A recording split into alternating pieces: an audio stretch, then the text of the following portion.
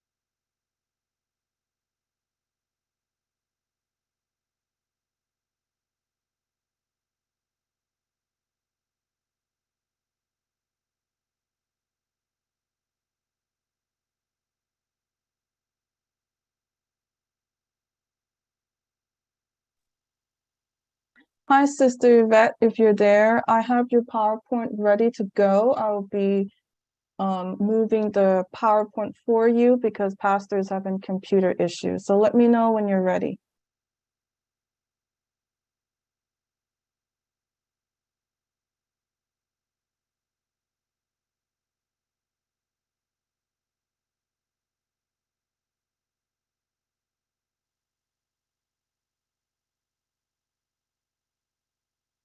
All right, so can you unmute? I can't hear you.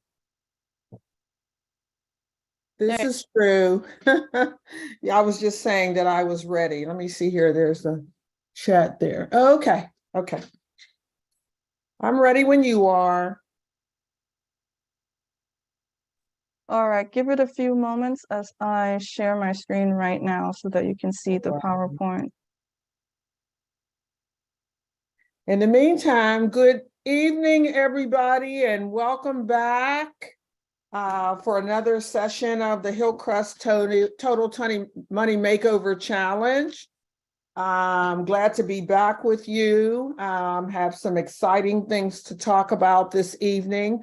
We don't have an extremely long presentation, but that does not lessen the importance that it has. Let's do this. Elder Jackson, are you on?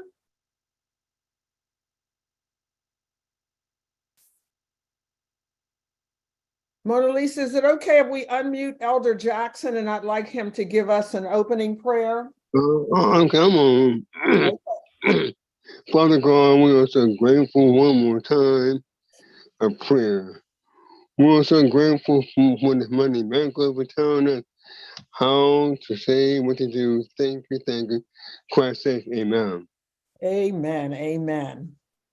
So, if you were getting ready to get your home painted, there are a lot of steps that you would take for that to happen. So for instance, you would prepare it, you would cover your furniture, your floors, you would make sure that they taped around your fixtures and other things that you didn't want to get paint on, all those types of things. And the reason is pretty clear, is that you don't want paint and things all over your house. And so you prepare for that before you get the work done. And it's really no different with what we're going to be doing in these next few weeks, because we've spent a lot of time laying down a foundation, making sure that we have become a lot more knowledgeable about credit and a lot of those other things. And so now we're getting ready to take some action on this. And so tonight, we're going to be talking about an initial emergency fund. And the reason that I say initial is because we're going to get to a point where we're going to talk about fully funding our emergency fund. But we can't get to that before we take some other steps. Of course, baby step number 2, which we'll talk about next week, is beginning to attack the debt and making our plan for that. But tonight, we need to talk about one of the steps that will prepare us to do that. And it's called an emergency fund. And this particular one is going to be an initial one because we intend to make it a little bit fatter later on down the line. So the topic says tonight, save $1,000 fast, walk before you run. So where we're starting tonight is what we call baby step 1. Again, save $1,000 fast, walk before you run. So why is that important? Well, first of all, if you're able to eat an elephant, it's going to give you a lot of energy. But the thing is, you have to eat it bite by bite, because if you gorge on it and do a lot of other things, you may end up getting sick and wish you had never done it. And so when you eat the elephant, you're going to do it one bite at a time. And so we're looking to find something to do with vigor until it's complete. And then and only then do we move to another step. So this is baby step number 1. And there's a power in priority. The power of priority causes the baby steps to work. Each of the steps is part of the proven plan to financial fitness. Now, the baby steps that we're going to be talking about the next few weeks build on each other. Therefore, if it's done out of order, they won't work. So for instance, tonight we're going to be talking about the emergency fund, and you'll hear later that the whole intent behind the emergency fund is so that you can catch some small emergencies, because the point of it all is when you begin to get rid of your debt, you can't continue to use credit cards, right? And so the emergency fund, if your alternator goes out tonight, then unless you have a way to pay for it, you may have to put it on a credit card. But that's the reason behind the initial emergency fund. We want this to act almost as an umbrella that will catch a lot of the little smaller things and not cause you to use your credit card, whereas before you may have had to. So we're starting today with this because if we're not planning to use the credit cards, we have to find a way to still be able to take care of things while we begin to address our debt. And that's what baby step number 1 is all about.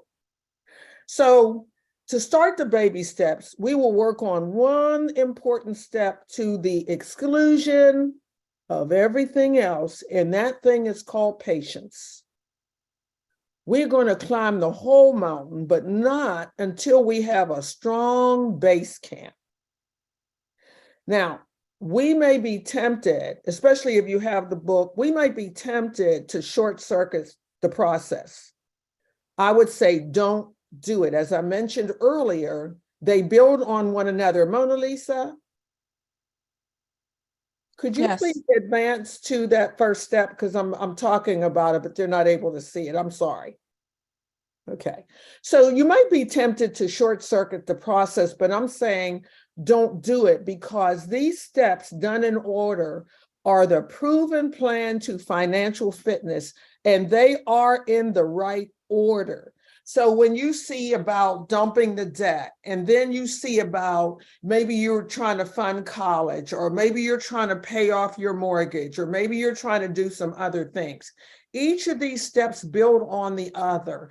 And when you take them out of order, it's really having the effect of causing you to not be successful. But if you're willing to do them in order, you will see that eventually they will help you to become financially fit. Next slide, Mona Lisa. So one of the first things I want to talk about is the Japanese bamboo tree.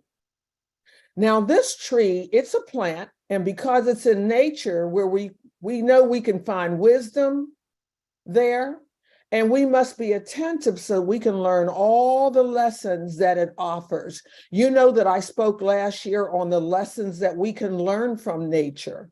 Well, there are some lessons here to be learned from the Japanese bamboo tree as well. First of all, it has a very special peculiarity, excuse me. You see, although it is sown and requires the normal care of any seed, it does not emerge from the earth for 7 years. Now, it seems like it's infertile, but one of the things you should know about this plant is after those 7 years, it germinates, then it comes to the light, and it doesn't stop growing until it can reach a height of 30 meters in just 6 months. Now, if you've noticed our hillside out there, that is another type of a Japanese plant. And you can look out there this week and not see anything. And then the next week, all of a sudden, these shoots have come up.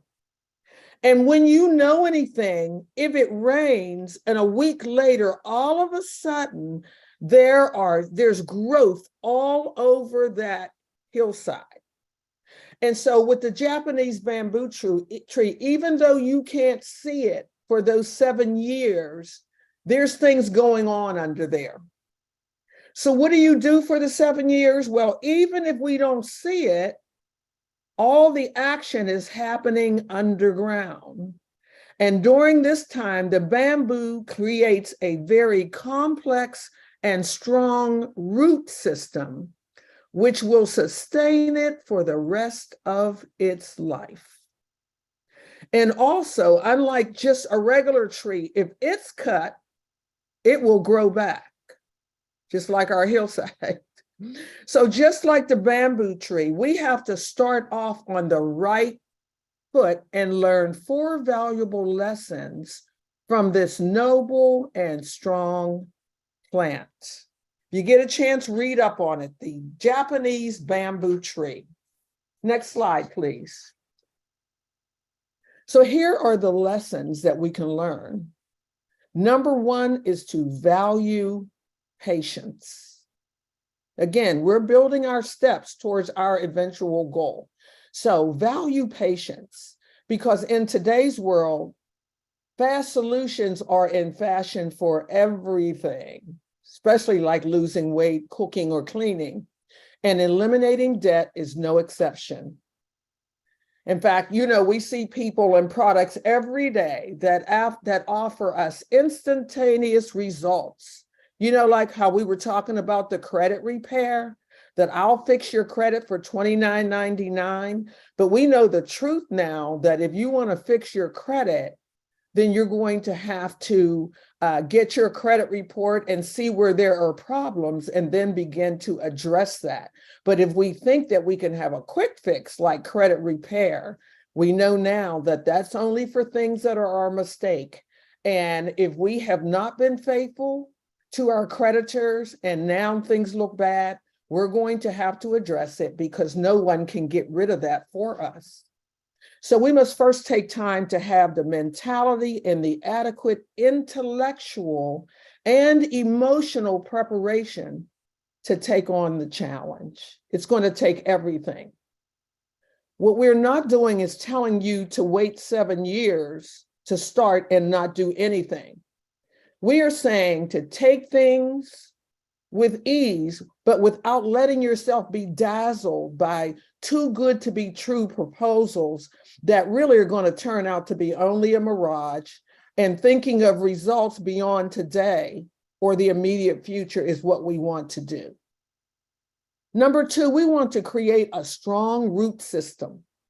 So here's where we want to emphasize the importance of training and learning, which is what we've been doing the past several weeks. A lot of the books we've been talking about, we want you to take advantage of those.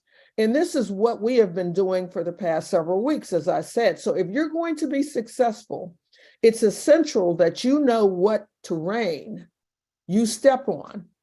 And despite the obstacles, you can get back up and grow towards success. Number 3, do not stop taking care of the seed.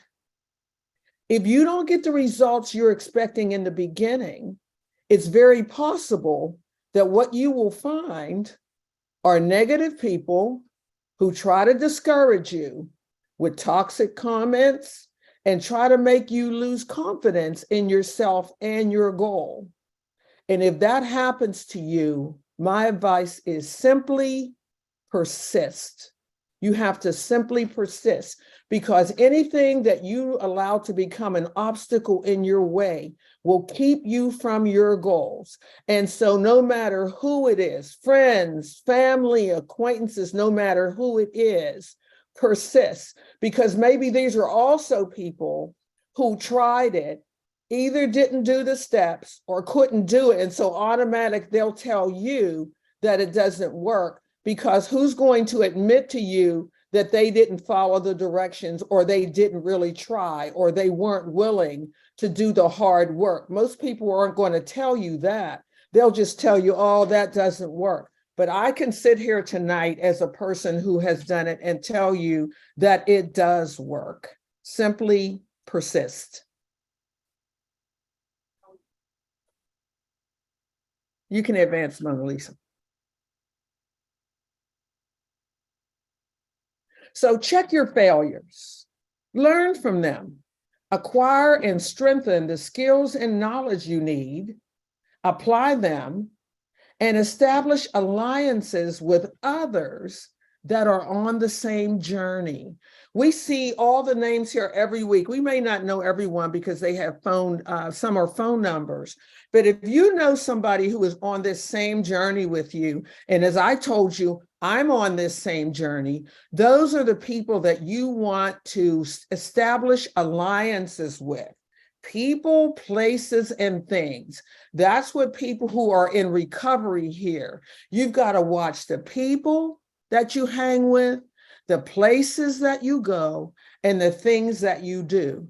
And so if you want to really become successful, you want to build an alliance with everybody else who's on your same journey, because that will help to strengthen you as well. Just like a sponsor with AA and NA, when that person feels tempted to use or to take that drink and everything, their sponsors are usually someone who has been down that road, and they can talk to them and give them advice and do all those things, because the long-term goal is for them to be successful. I sit here as someone who wants success for all of you. And that's why I am also here as a person that you can build an alliance with. Also, remember to work with passion. Dare to leave your comfort zone. It's the only way to know and recognize what you are capable of. I remembered a couple weeks ago when Duncan spoke at church, and I can tell you that he was very, very nervous about what he was going to do, but he is not that he's not nervous anymore, but he came out of his comfort zone, and guess what? He did come out successful on the other side, and the same thing can happen for all of us. Number 4, grow always looking towards the sun. Focus on your goals and don't take shortcuts that can help you lose your way. You see, because even when you can see that there's an easy and comfortable way, you don't want to go that way, because you want to take that hard way, because that easy and comfortable way may not provide you with the stamina that you need to really get over some of the hurdles that you will have to get over. So don't take the easy path just because it's easy and comfortable. When an obstacle does arise, focus your energy on seeking the light of solutions. Innovate Put your creativity to work. Because when you reach your goals, celebrate, enjoy, and live intensely the satisfaction of a job well done. So once you pay off a little bill, and you see now you're ready to move on to another one, that should make you feel good and celebrate that and acknowledge to yourself, you know what, a year ago, I wasn't even thinking this way and I didn't even think to do this, but look at me, I have one less bill, and you ought to be happy about that, and you ought to pat yourself on the back about that. But here's the thing, don't stay there long because it'll stall you. Always think about new challenges. Keep putting yourself to the test. This is the only way to keep your mind and body active, to prosper economically and personally, because you can also inspire others to continue on the path of success. Now, again, we're talking about saving $1,000 fast, walk before you run, baby step number 1. But before we discuss saving the $1,000 fast, we need to take a look at some basic tools that are needed to win and some ongoing things that we should be doing as we go along. Here's where the dreaded B word comes in the picture. We passed out some forms a while ago.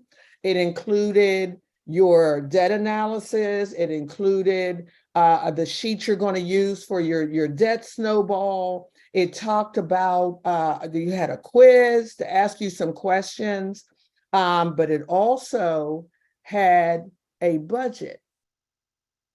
We must set up a budget, a written budget, every single month. All the people who have been successful in this plan, nobody has done it without a written budget. Now, many of you probably already do budgets, so this won't be a problem for you. Some of you may not have been doing it, but it is going to be a must as we go forward, because when we have a budget, that will tell our money what to do, and it won't have a mind of its own, and you're wondering where it went. If you know me, those who know me know that I am certainly a big believer. I have a book, and in my book, every month before the month runs out, I start my budget for the next month. I have to know how much income I'm expecting. I have to reasonably know what my expenses are going to be.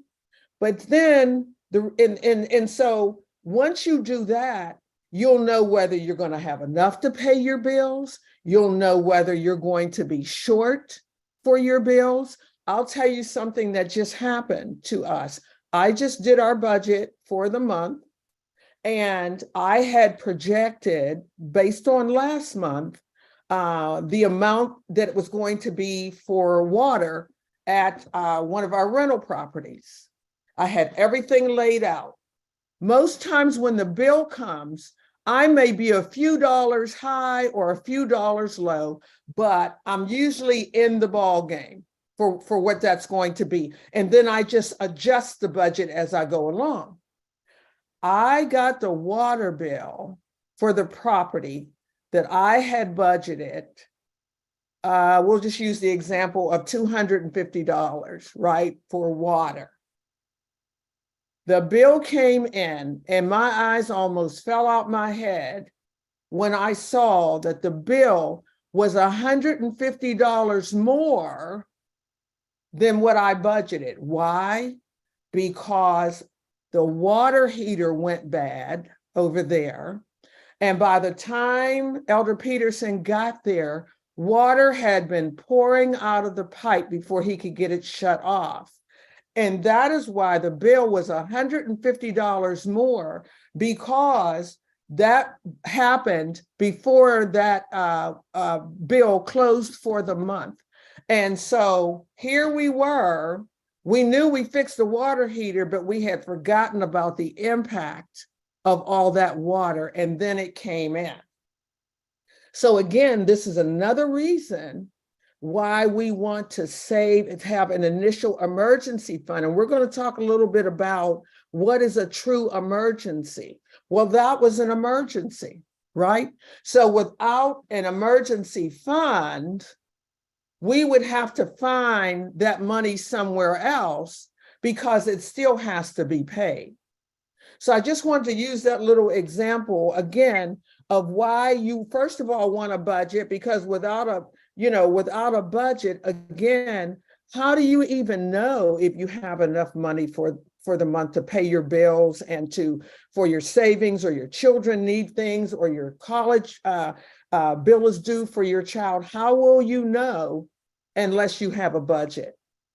So a written budget is your money goal, because people who win at anything have written goals. And we already talked about that people who have goals are more successful than people who don't. People who have goals and write them down are more successful than people, who just have the goals. People who have goals, write them down where they can see them all the time, are even more successful. So goals are what you're aiming at. In fact, Zig Ziglar says, if you shoot, and that shouldn't be time, if you shoot at nothing, you will hit it every time. If you hit at nothing, you will hit it every time. Money won't behave unless you tame it. In fact, P.T. Barnum said, money is an excellent slave and a horrible master. It's an excellent slave and a horrible master. Just as you wouldn't build a house without a blueprint, why would we spend our lifetime income? And we talked about last week, even if you only make $40,000, over your lifetime, you'll make $2 million. So why would you spend your lifetime income of over $2 million without a blueprint? Jesus said, which of you intending to build a tower does not sit down first and count the costs, whether he has enough to finish it? And that's found in Luke 14:38 in the New King James Version. So what does it take to succeed on a big scale? A tremendous God-given talent, inherited wealth, a decade of postgraduate education, connections? Fortunately for most of us, what it takes is something very simple and accessible: clear written goals. In fact, according to Brian Tracy, and I will tell you, this guy has some wonderful books, Brian Tracy. If you get the opportunity, read some of his books.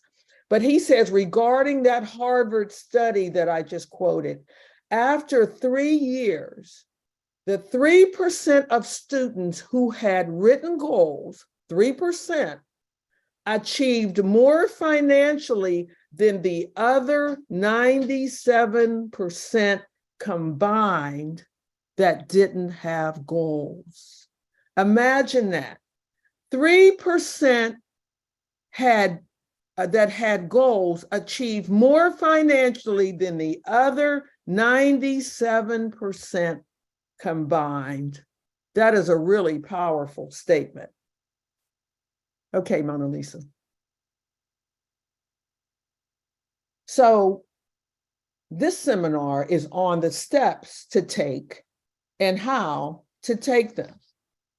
So when we're talking about a budget, again, set up a new budget every month, because we all know that our bills fluctuate. So we need to do it every month. Get yourself, you can go to the thrift store and they normally have notebooks, all kinds of paper and everything, but get yourself a notebook so that you can begin to do this. I have a little book that I use every month. Don't try to have a perfect budget for the perfect month, because we don't have those. It'll never be that. What you want to do, you want to set up your budget And you're going to spend every dollar on paper before the month even begins. And so if you have $1,200 coming in, when you finish your budget, there should be no money left. And the reason there's no money left is because you have already figured out everything that needs to be in your budget. Tithe and offering, rent or a mortgage. If you have to buy some clothing items that month, your food budget, your bills that you have, whether it's a car payment or your credit card payment, you're saving for a vacation. Everything that you need to do needs to be a part of that budget, because you want to spend every penny that's there, and you're going to give it a place. You're going to give it a name. But if you have you can either end up with not enough money, which you'll have to adjust some things, but every month we want to make sure that we find a home for every cent that's going to be in your budget. Income minus outgo equals 0 every month. Income minus outgo will equal 0 every month. So we'll look at this month's income and this month's bills, savings, debts, etc., and we're going to match them up until you have given every single income dollar an outgo name.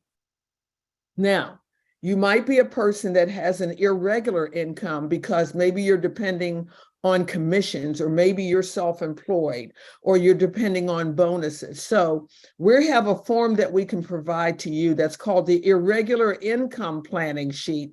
And I'll provide it to you if you need it, but you still have to do a written budget, whether it is a regular budget or whether it is the Irregular Income Planning Sheet. We still need you to do a written budget, because that will lay out before you, as I said, here's what I can depend on, here's where everything is going to go. And if we're going to be attacking debt, we also need to be able to see where we can even find some extra money if we think about it. So maybe if I was going to use this much to buy a particular item, maybe I reduce that item and put more over towards my debt payments that I make every month. So once you get into it, you can see what's different or what you need for your individual family. Here's something very important. If you are married, agree on the budget with your spouse.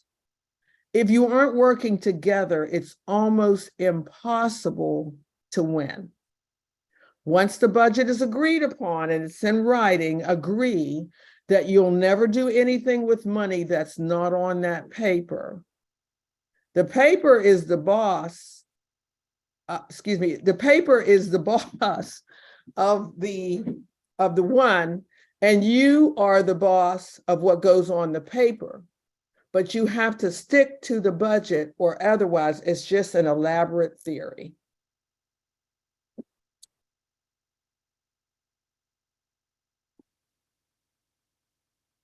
Now, again, balance your budget. So let's say you've done your budget and everything has a name, and then all of a sudden you need a car repair. So unless you have included car repairs in your budget, then you're going to have to, or say you did, but the car repair comes out to $50 more than what you had budgeted. So you're going to have to lower what you're spending somewhere else by $50 so that your income minus your outgo still equals 0. So again, if you get the water bill like we did and it's $150 more, now we got to look at the budget and figure out, okay, where is this $150 going to go to? Because the budget didn't increase by $150. So I'm going to have to look at this. I mean, the income didn't increase by $150. So where are we going to find the $150? And so you're going to look through your budget to see where you can possibly find that. And if it's a true emergency, right? Say your car repairs, you had budgeted for $50, but it came in at $100, and it really is an emergency. Because you have your emergency fund there, then that'll be a place where you can get the $50. But if you can get the $50 somewhere else in your budget, that's always preferable than to go over to your emergency fund. So before you get started with baby step number 1, here's something very important. You need to be current with all your creditors. Because if you're behind on payment, the first goal will be to become current. And if you're really, really far behind, what you're going to do is you're going to take care of the necessities first, right? So you're going to take your basic food, shelter, utilities, clothing, and transportation. And only when you are current with the necessities can you catch up on the credit cards and student loans, right? So you're going to take care of those important things first. And the other thing that we can help you do is there are some letters that we can provide that you can even write to your creditors to see if you can work out another type of plan with them to help you to become current. If you need more help with this level of a financial crisis, we will also attempt to direct you towards the appropriate person or material that can possibly help you. But the main thing is, if you're current with all your creditors, it's full steam ahead. If you're not, you're going to take care of the basic things first. And some other things that you may have wanted to do may have to take a back seat because you're going to try to get current with your creditors.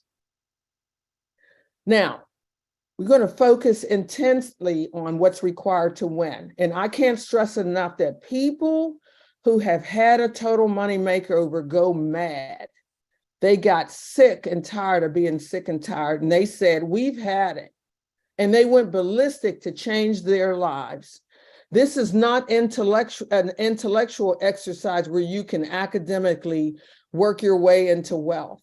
You have to get fired up. There is no energy in logic. This is behavior and motivation modification, and it works. And if you have to play Rocky, the music from Rocky to get you ready, then that's what you want to do, right? Because if you're sick and tired of being sick and tired, get mad, go ballistic, and determine that you're going to change whatever it is that you need to change so that you never have to be in that situation again. Now, after you are current, you have your written, agreed upon plan. You now have that obstacle course behind you because you've now become educated, and your focus and intense, you now are ready to follow the right priorities.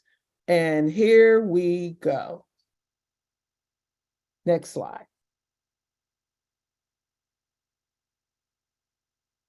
It is going to rain, so you need a rainy day fund. You need an umbrella. Money Magazine says that 78% of us will have a major negative event in a given 10-year period.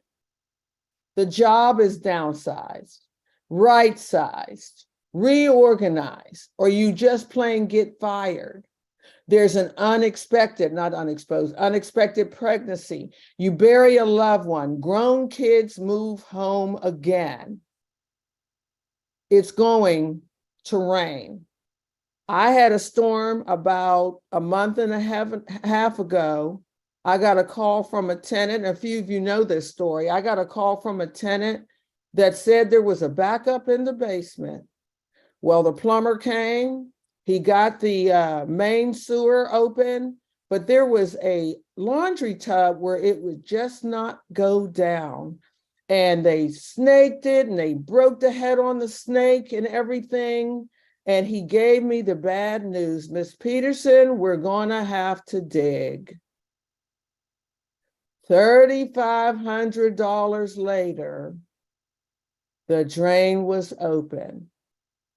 I can tell you it was not a happy day, but I can tell you this, it was made a lot more better by the fact that there was a rainy day fund, because whatever you have on hand, your rainy day fund, you may have some other funds on hand, but the fact is I didn't have to put it on a credit card.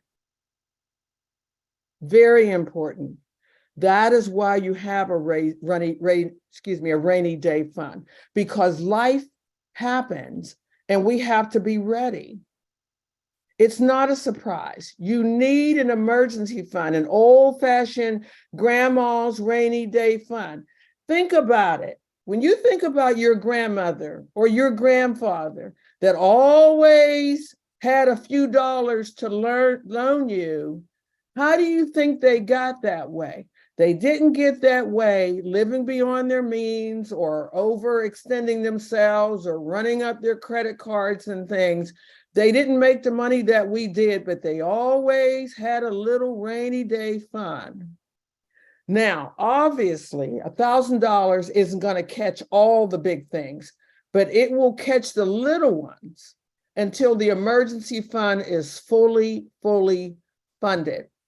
And I just want to say something right here because I'm reading some of these mistakes. So I tried to really take my time this week and make sure that all my typing was correct. And about 3:30, I went to export this file to send it to Pastor and to Jermaine, and it froze.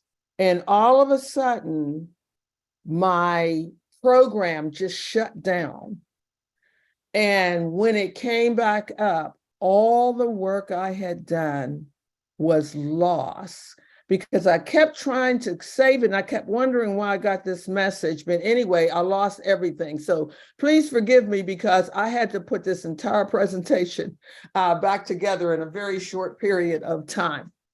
Now, the emergency fund is not for buying things or for vacations. It's for emergencies only, so no cheating. And the main point is for us not to use our credit cards. See, most of America uses credit cards to catch all their life's emergencies. And some of these so-called emergencies are events like Christmas. We all know that Christmas is not an emergency because it doesn't sneak up on us. It's always in December. They don't move it, and therefore it's not an emergency. Your car will need repairs. Your kids will outgrow their clothes, but they're not emergencies. They are items that belong in your budget. And if you would go over from your budget, then you can get some help from your emergency fund. If you don't budget for them, they will feel like emergencies, but that doesn't make it an emergency. Americans use their credit cards to cover actual emergencies too. So things discussed earlier, like job layoffs, are real emergencies and are the reason for an emergency fund. A leather couch on sale is not an emergency, but I have seen this in practice. I had friends where the husband lost his job and they were prepared for it and didn't find a job for almost a year and a half, but they had saved their money and fully funded an emergency fund, because that can be anywhere from 3, 6, 9 months, 12 months worth of expenses. But because of that emergency fund and the fact that they were prepared, they were still able to pay their mortgage, and they were able to, with the wife's income, to do everything that they needed to do. And they didn't have to declare bankruptcy or anything like that, because they were employing some of these same principles about having their budgets and also planning for emergencies. I'm just going to stop here a minute to ask if anyone has any questions, or if you, and certainly we will be taking them at the end, but if anyone had a question or wanted to ask anything at this point.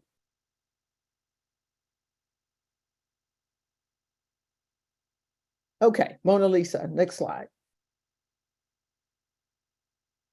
So whether the emergency is real or just poor planning, the cycle of dependence on credit cards has to be broken. A well-planned budget for anticipating things and an emergency fund for the truly unexpected can end our dependence on credit cards. So the first major baby step to your total money makeover is to begin the emergency fund. A small start is to save $1,000 in cash as fast as you can. Now, if you have a household income that's under, say, $20,000 a year, you want to use $500 for your beginning fund. But those who earn more than $20,000 or your income is more than that should get together their $1,000 as fast as they can. We have to stop everything and focus.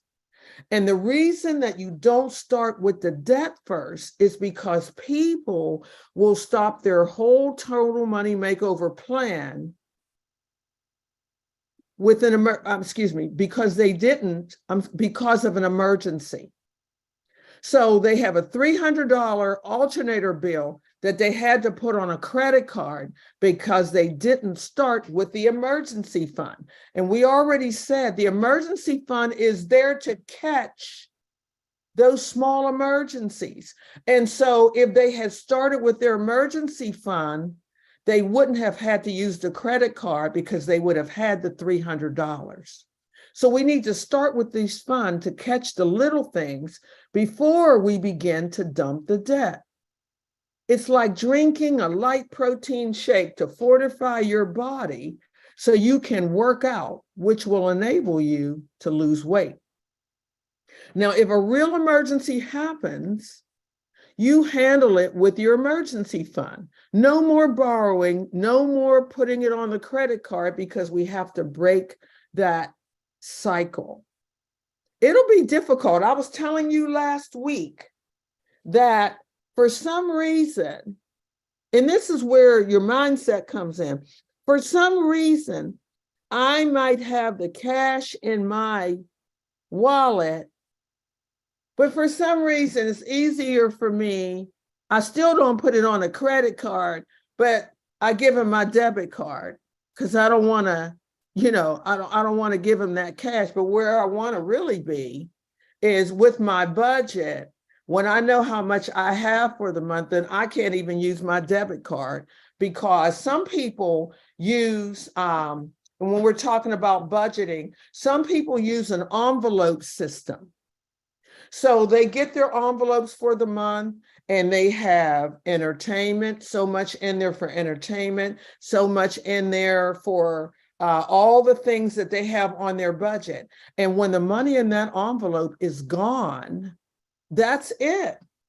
You can't do any more with it. And I just read an article where a young lady was like $80,000 in debt or something. But anyway, she got on this envelope system.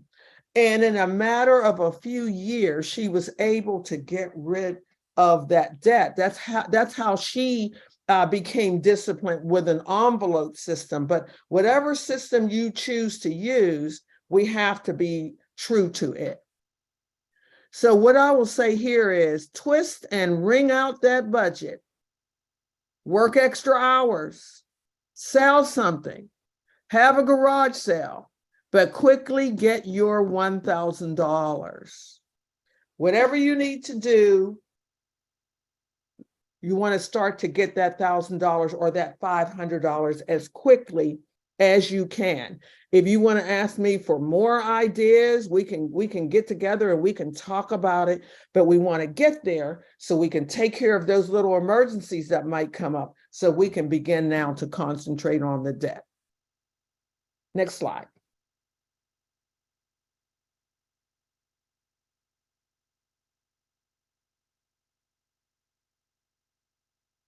Thank you.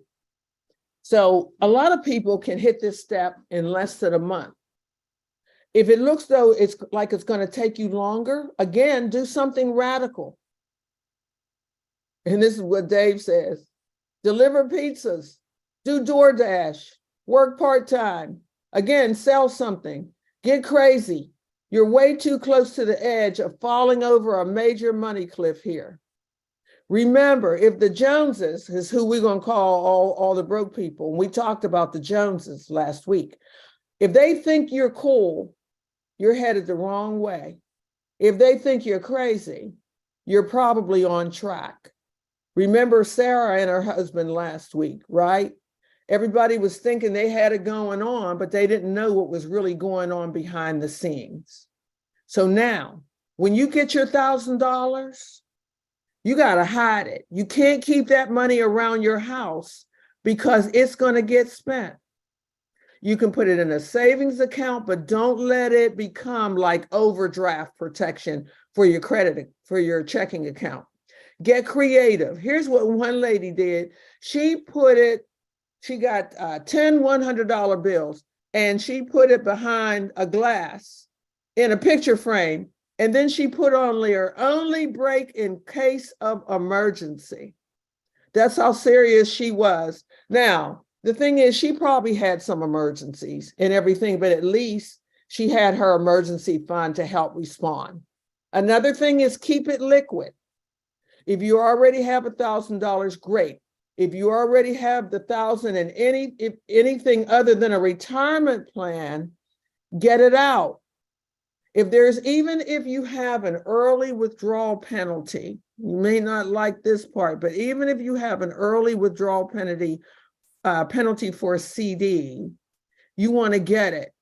Because think about it. You have this money sitting there, but you can't get an emergency fund, which means that when things happen, you're digging yourself deeper in a hole because you don't have anything to respond to it. And so you're dependent on your credit cards and thing. Again, so if you can have it, if there's somewhere where you can get it, you want to get it. Your emergency fund is limited to the $1,000 in liquid available cash is all that is acceptable. Now, details will come out later as to what to do when you fully fund your emergency fund, again, which will be 3, 6, or 9 months of expenses. Now, if you do take from your emergency fund, because next week we're going to start on the debt snowball. But let's just say you had to use $300 of your emergency fund and you had already done your debt pyramid and started on your snowball. Well, if you take $300 because your alternator needed fixed, you have to stop your debt reduction at that point, right? Until you get that $300 back into your emergency fund, because you want your emergency fund to always be at $1,000. And if you don't do it, eventually you're going to use up all your emergency fund and you're in danger now of using your credit cards again. So what you'll do, maybe, and it's not that you're going to stop paying any of the debt. It's just that you have to find that $300 in your debt reduction to put back into your emergency fund. So it means that maybe you were in a position where you were paying $400 on an account, way more than you needed to. Well, then you'll need to only pay $100 on that so that you can put your $300 back in your emergency fund. And then you start back up with your debt reduction plan. Because if you don't do that, you'll eventually exhaust your emergency fund, and now you're back in the same situation. Next slide. So we're now at a crossroads for the total money makeover, right? So again, we want to do our budget. We want to save the $1,000 for our emergency fund so that we can get ready for baby step number 2, which will be the debt snowball, which is to lose weight really, really fast. So again, you have the documents. If you don't have the documents or you need some documents, please let me know. We will send them to you. But before next week, you want to take that budget document, and I believe it also even gives you some percentages to use, but you want to have your budget ready so that you'll even know what you're going to be able to have to put towards your debt, right? So this week, please do your budget, and again, begin to think about ways that you're going to get your $1,000 emergency fund. I'm available if you want to talk about it, some things maybe that you can do. If you think, I don't know how I'm going to possibly be able to do that, and I want to brainstorm some ideas. Again, I am certainly available to talk with you, but those are the 2 goals. Do your budget and begin to work on your emergency fund as fast as you possibly can. If you already have it, great.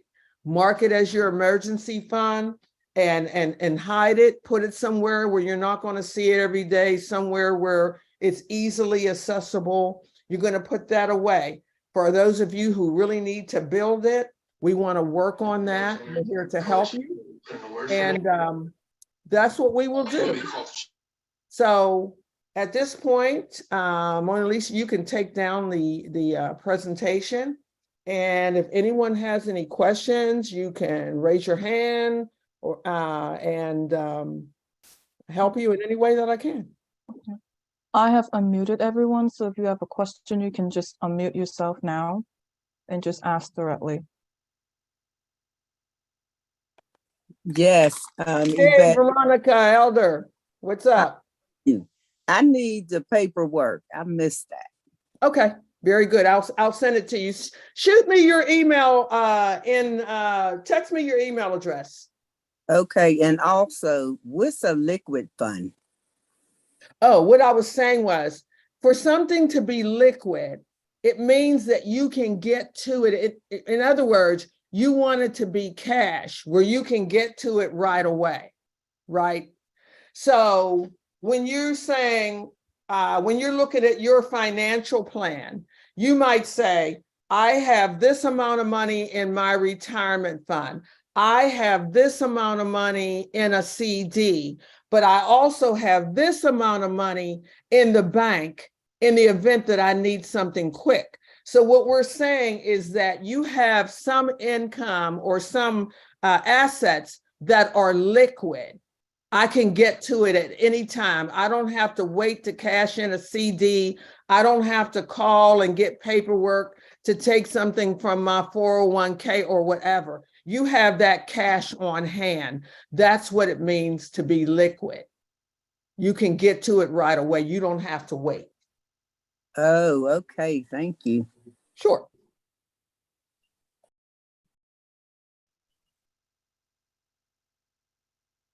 Okay, Elder Brad, I have your thing. You know what? Send it to me in a text, because when we stop the Zoom thing, it'll go away. So just send it to me in a text. Anyone else? I mean, does it make sense, especially the emergency fund, the initial one anyway, and the intent behind it? Does it make sense? It's all making sense to me. It makes sense to me as well, because I had to use the emergency fund a few times in my lifetime. Mm-hmm. Yeah. Absolutely. You know, and again, you know, keep in mind, you know, a lot of this you may be hearing for the first time. Maybe you've never heard it at this particular level. And so like anything, we may have some spurts and some stops, but the important thing is to keep going. I told you that some of my detours on my journey took years, but the thing was, my detours were as a result of trying to recreate and increase income. It wasn't because I took a detour because they finally put that fur coat on sale at Macy's that I've been wanting for a real long time, right?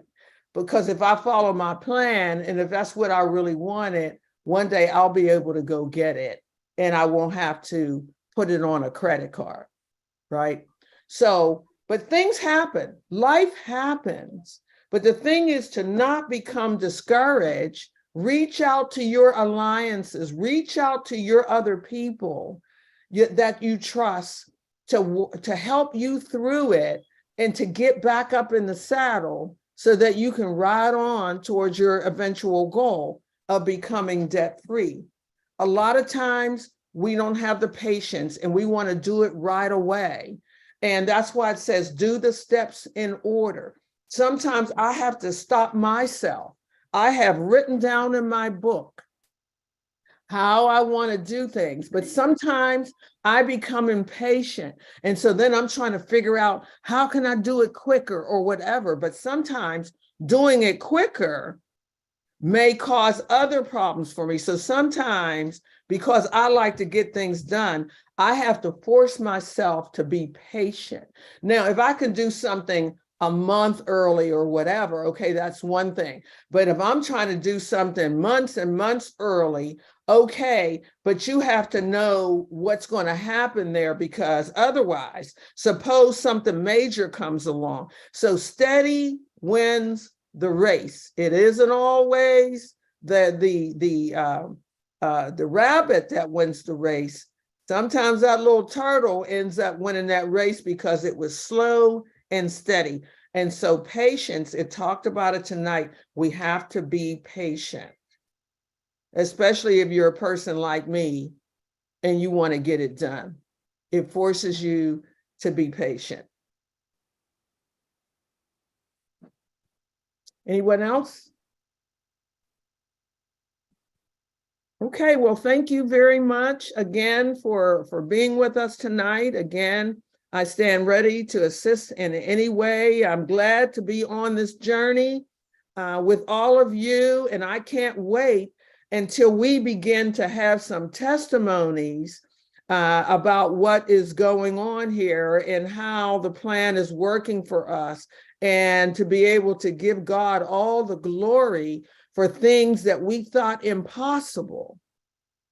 And he showed us that it is possible. I paid off the bill this month. Woo, Sister Charity. Let's give Sister Tony a hand. She paid off a bill this month. Amen, Sister Charity. Yeah, Tony, I'm right with you. Yeah, amen. And I know, Sister Charity. So next month on the debt snowball, you know that whatever that payment was, you know you got to get ready now to start knocking down another one with that. Now you're going to add that on to the next bill. Right. Woo! Congratulations, Sister Tony. Thank you. Amen. Amen. And I can't wait because we're going to have a lot of these stories. A lot of these stories. So, amen. All right, everyone. Thank you so much. And I can't wait. Look forward to next week. We're going to talk about the debt snowball. We're going to start working on this debt. So have a good evening. You too. Thanks. Bye-bye. Good night. Good night.